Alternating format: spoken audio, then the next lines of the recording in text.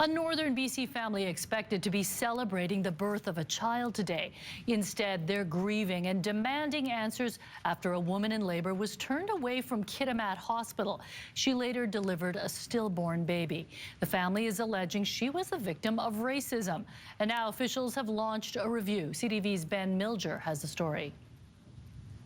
With her first baby due almost 2 weeks ago, 21-year-old Sarah Morrison was anxious when she went into labor, quickly making her way to Kitimat General Hospital. They checked in on the baby. They said the baby had a strong heartbeat, and for whatever reason, they said they can't deliver the baby in Kitimat. That's where my questions come in. Why not, if there's an open maternity ward? Northern Health says in some high-risk cases, a patient could be referred to another hospital. If a decision is made that a referral is needed based on the clinical assessment of the patient needs and the level of care that can be offered at the facility, ambulance transport is offered. Morrison's family says she had to call her own ambulance, and after picking her up in front of the hospital, paramedics tried to take her directly back to the emergency room she'd just left. Her father then drove her 65 kilometers to Mills Memorial Hospital in Terrace, where her baby girl was delivered stillborn. I wanted to celebrate a birth of a grandchild.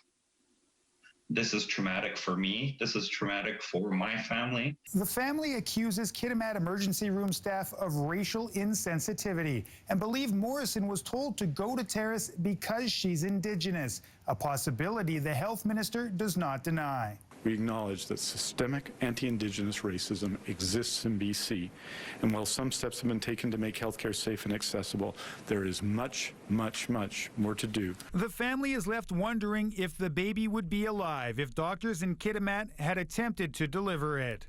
In our culture, our elders come back as our children. They come to heal us and come to be with us, to give us what we need. Now my niece was robbed of that. Northern Health has opened an investigation into exactly why this happened.